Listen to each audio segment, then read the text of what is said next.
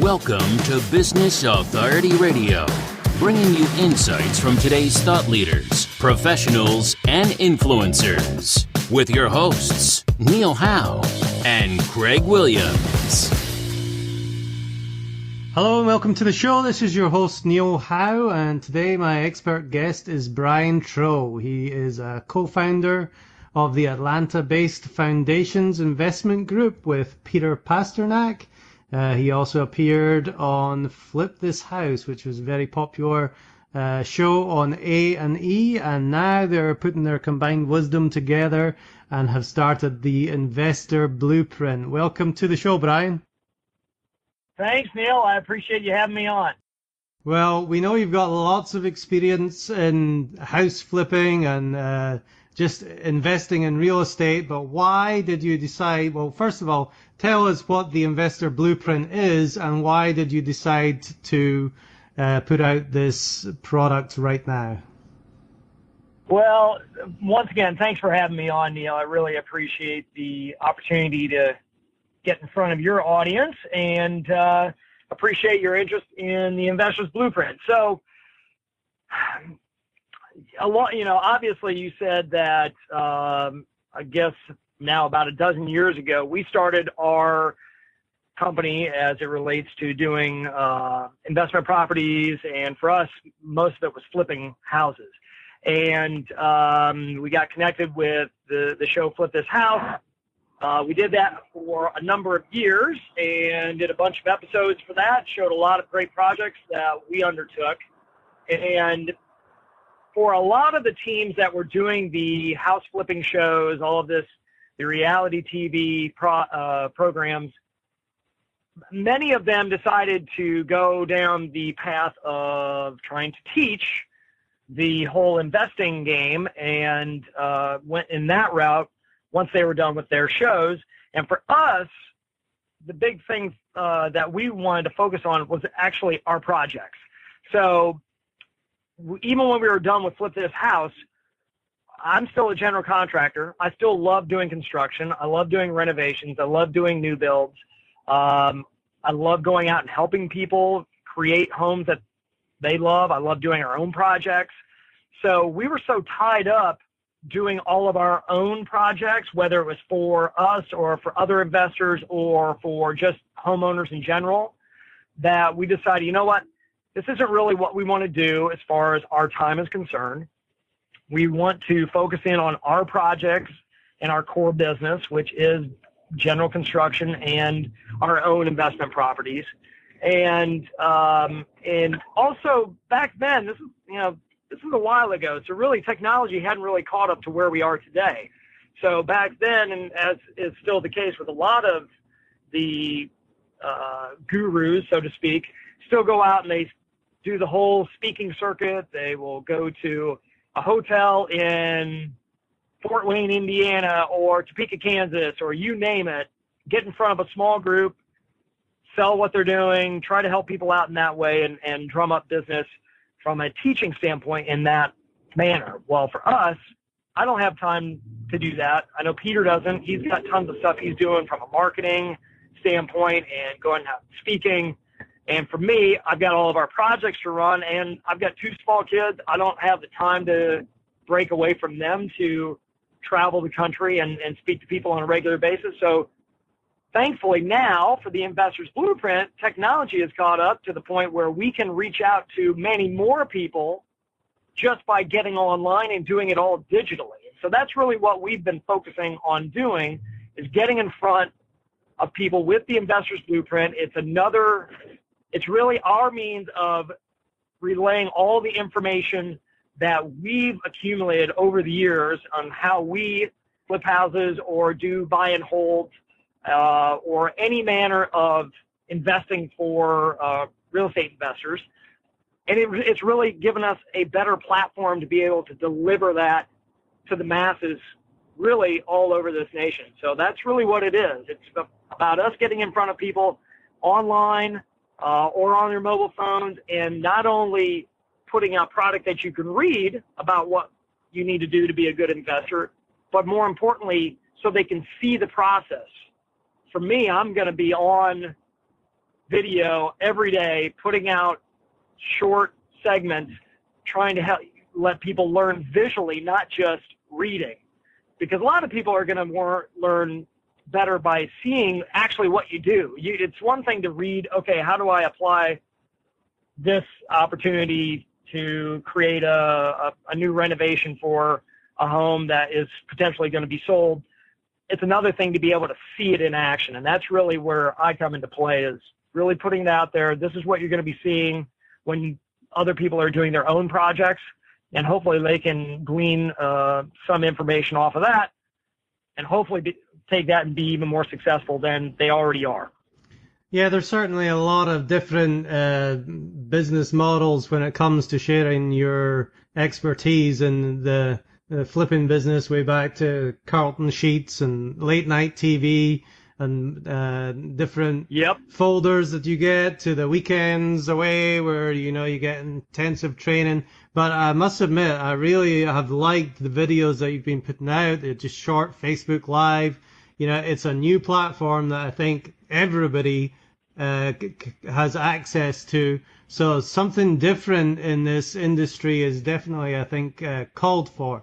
Now, I like the fact that you and Peter have been really involved in actually doing the business and flipping houses, and you've mentioned that you have been doing this for other people, helping other investors. What are some of the big problems that these investors have that you're able to help solve for them?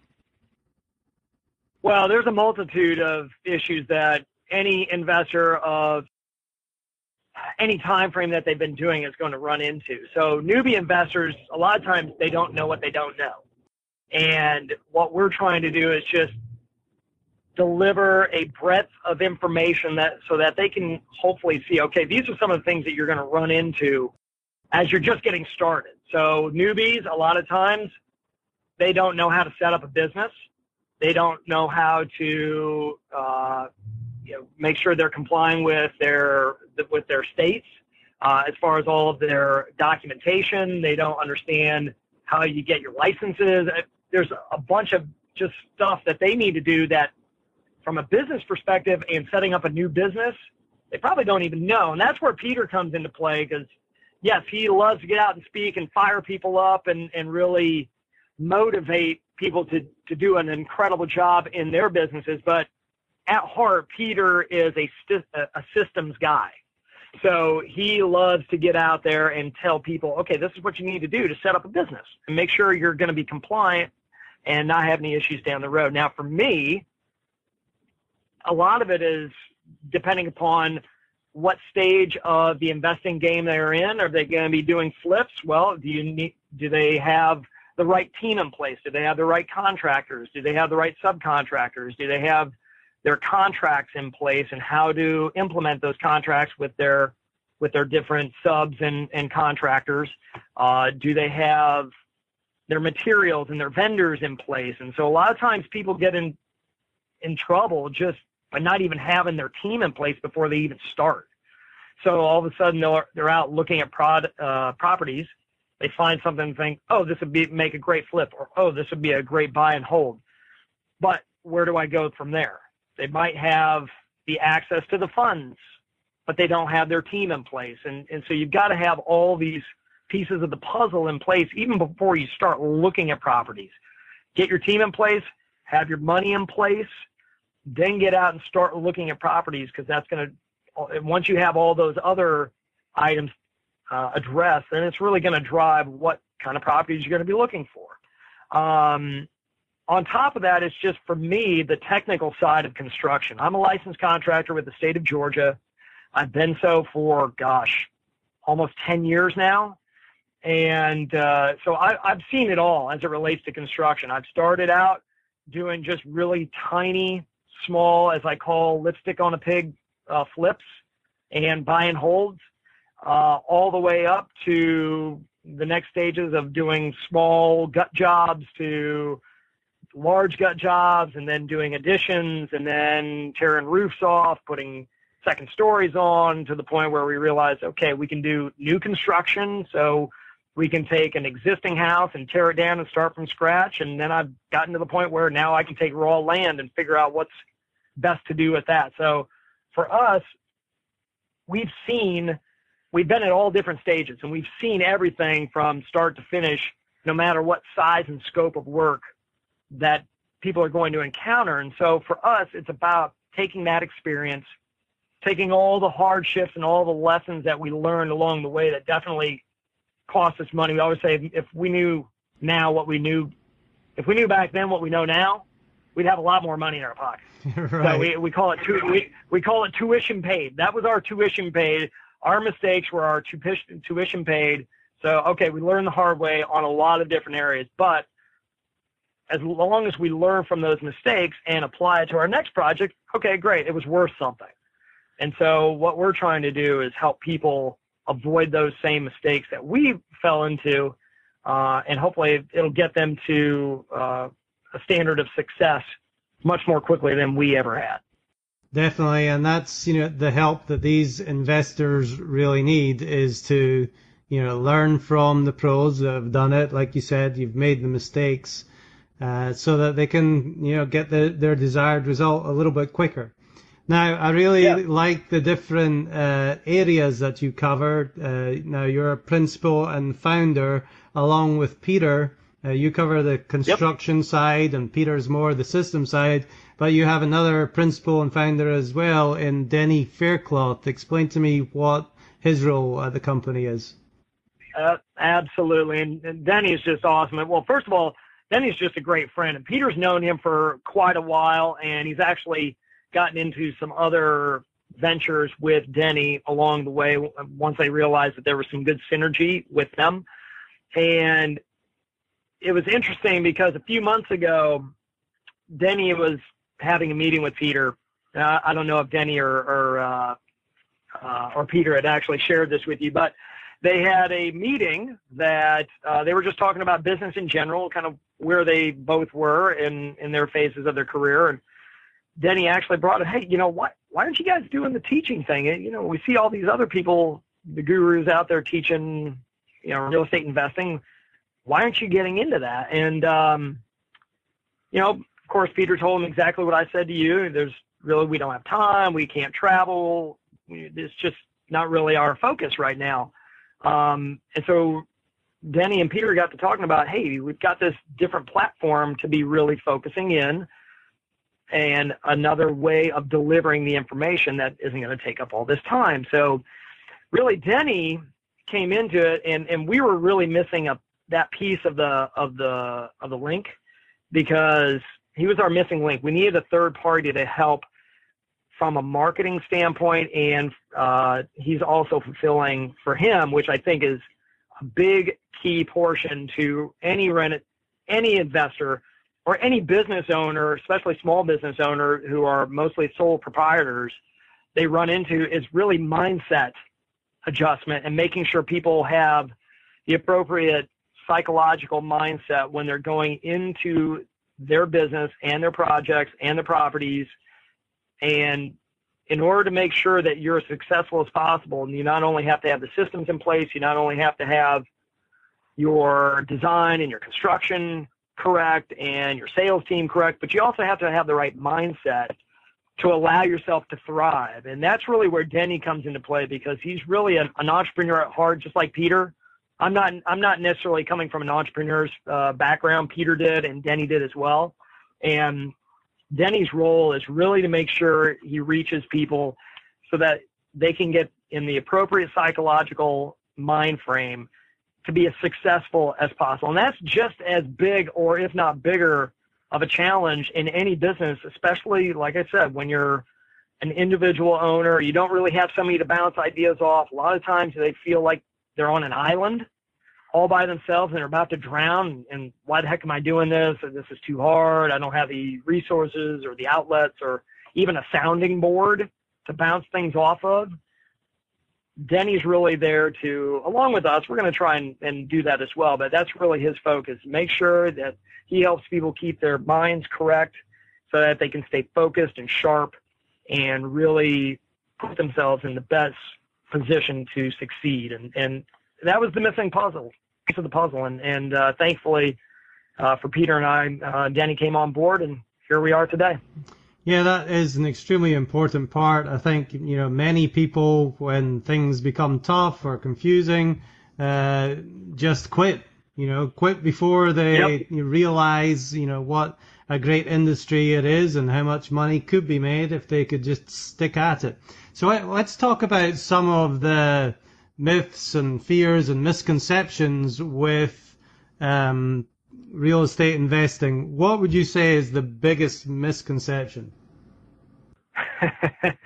Well, there's a bunch, of course, as there always are. I would think that the biggest misconception is, and you see this a lot of times in the advertisements that go out to try and entice potential investors into any kind of education, and that is, it's easy and you don't need any money.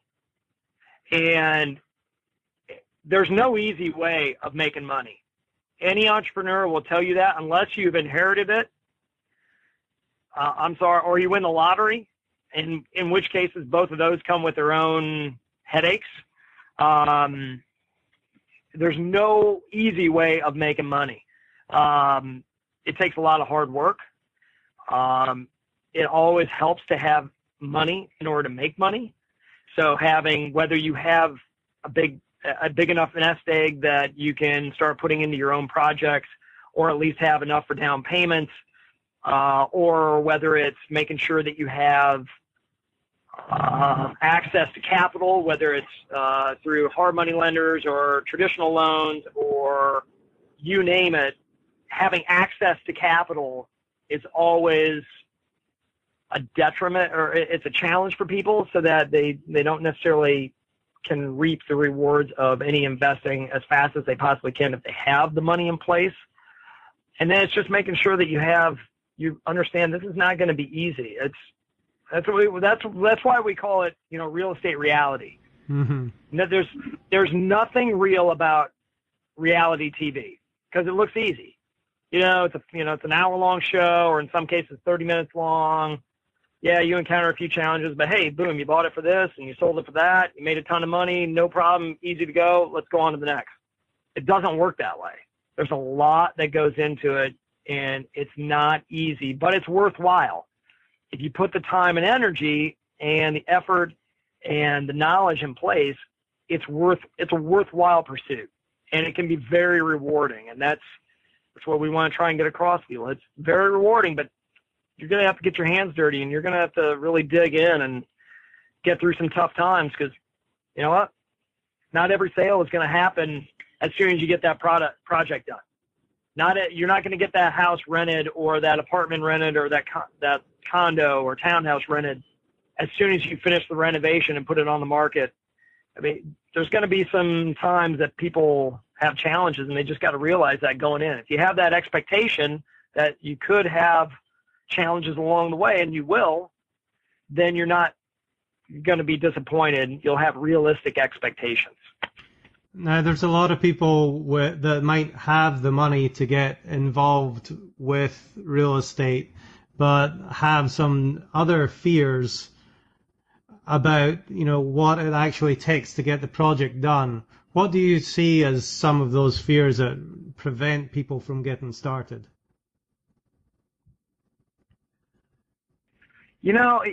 Here, even with people who have money, a lot of it is just fear of pulling the trigger and actually taking the leap, because it's a leap of faith. I've had multiple conversations with multiple investors along the way, and you see these people having their serial investment program takers. Like they'll go to massive seminars, tons of seminars, and they're just serial educators, but they never take the leap and pull the trigger. A lot of it's just fear of failure, and fear of losing what they have and what they've worked hard to acquire from a cash and capital standpoint. A lot of it's the fear of the unknown, because they don't have the right pieces of the puzzle in place. They don't have the right team members in place. So, I mean, it's understandable to be scared. I mean, listen, anytime you try something new, it's going to be scary. But you know what? I've always heard this said, if you're comfortable, you're probably not taking on any challenges. Mm-hmm. And so by taking a little bit of risk and putting yourself in a position that you not normally are in, it can be scary, but it can be extremely rewarding. And just getting over that initial fear of failure and not knowing what's going to happen, sometimes it just takes taking a leap of faith. And that's definitely where that mindset part comes in. Absolutely. So the people who do get started, what are one of the common pitfalls or mistakes that you see a lot of beginners make? Here's the one from my perspective as the general contractor and the one who's responsible for all of our budgets. Because I come out, I create the scope of work, I create the budget, and I'm the one in charge of making sure we stick as closely to the budget as possible. One of the biggest mistakes people have is they have no clue what their budget is. And that's understandable for beginners because, or anytime anybody's stepping up in the type of investment property that they're taking on, whether it's they're going from a simple flip where it's just cosmetic items, and now all of a sudden they want to do something where they're going to really open things up and make structural changes. It's that unknown because they don't know what the costs are. And so that's where I really see people getting themselves into trouble. They think it's going to cost X, but if they really did their homework and got all the numbers in place, they're going to realize, oh, it's going to cost Y. And all of a sudden, let's say you're off a little bit. That could be the difference between making money, making no money, or even worse, losing money. So I always try to tell people, make sure you have your team in place, which means your contractors, subcontractors, vendors, because those are the people you're going to be getting your numbers from. And then make sure you have a good architect and interior designer, if the scope of work allows for that. Make sure those people are there so they can help you figure out what you need to do. And then ultimately you're responsible for your scope of work and getting those numbers really dialed in as much as you can. And as long as you have a contingency fund, usually about a 10% contingency fund for the unknowns. That's the other thing people don't account for what is the unknowns of renovations. And I always say I've never done a project that I haven't found something that I have to fix.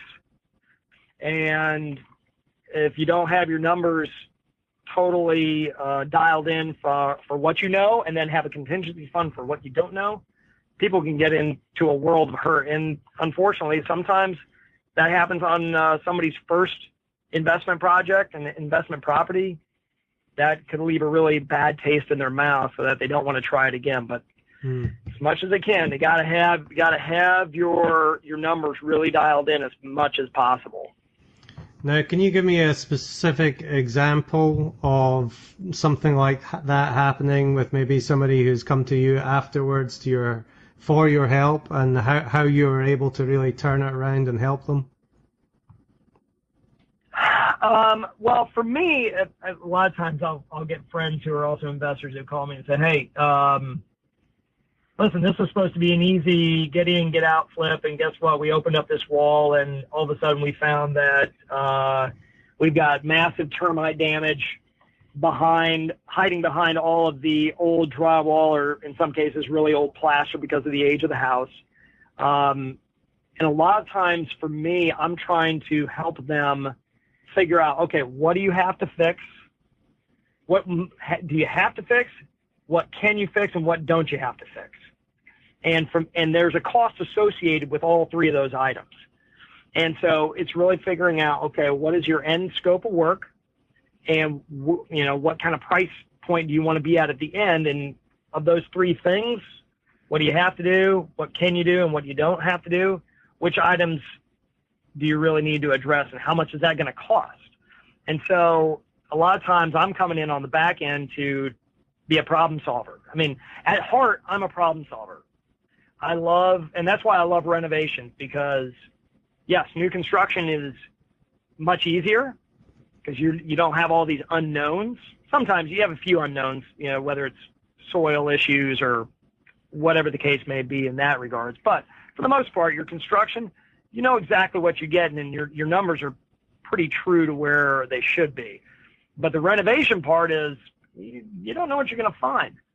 And so a lot of times people they just get really stumped by what they discover behind closed walls. And that's where I come in to try and be a sounding board to figure out, okay, what's the best course of action that costs the least amount of money, which still gives you the best result at the end to either get it sold or get it rented.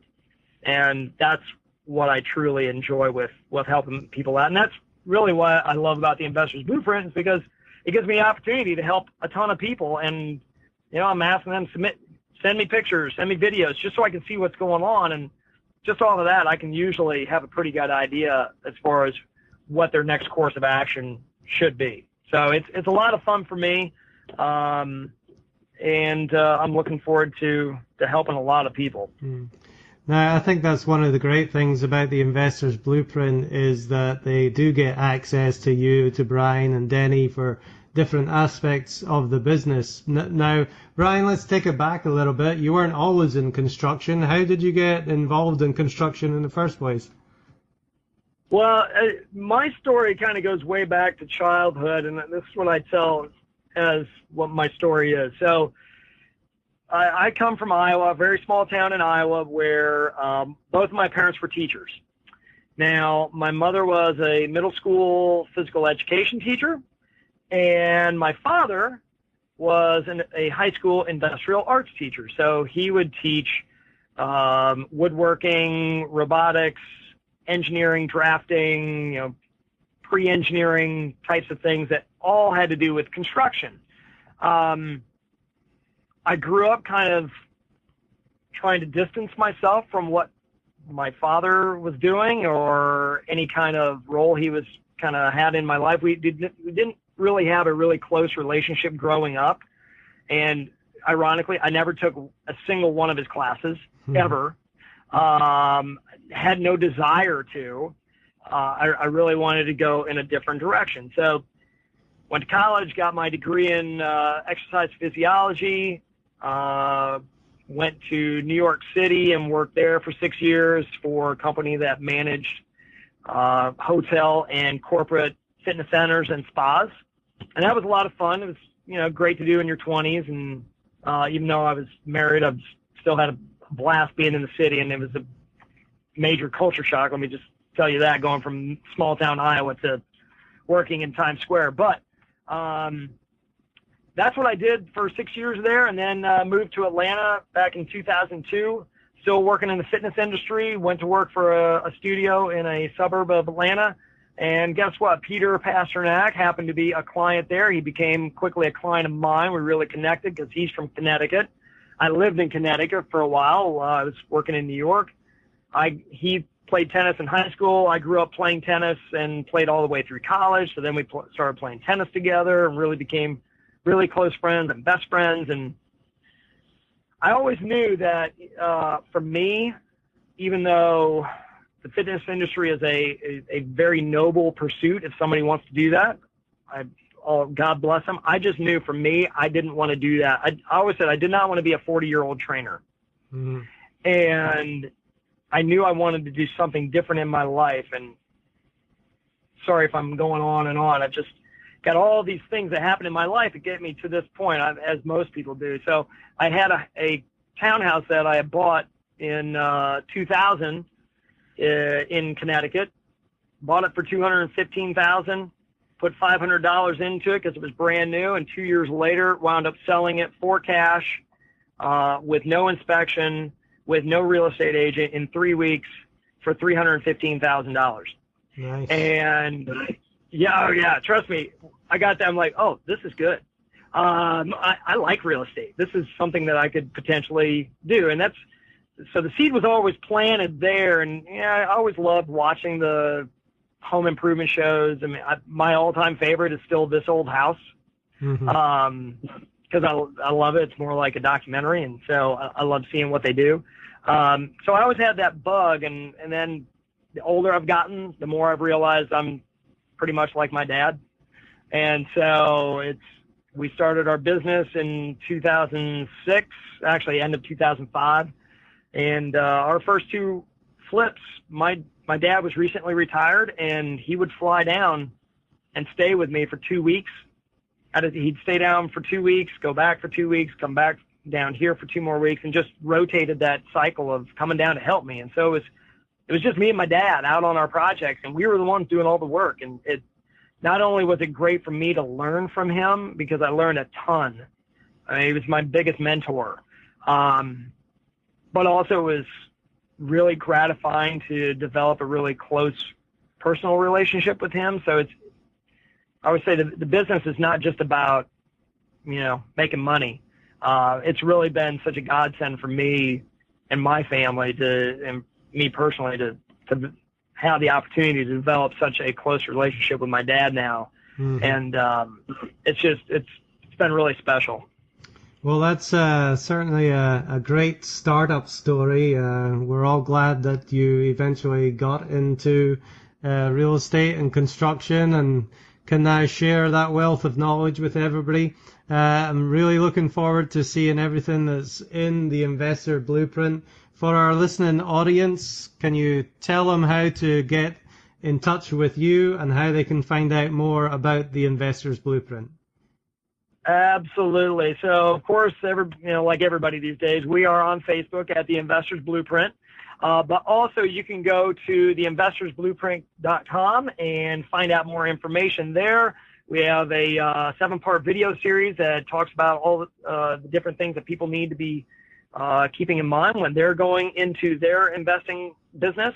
And we're always available to help out and answer any questions. And we would love for people to become a member of the Investors Blueprint and gain all the access to all the different expertise that is inside the group, as we call it, the tribe. And we want people to become a member of the tribe.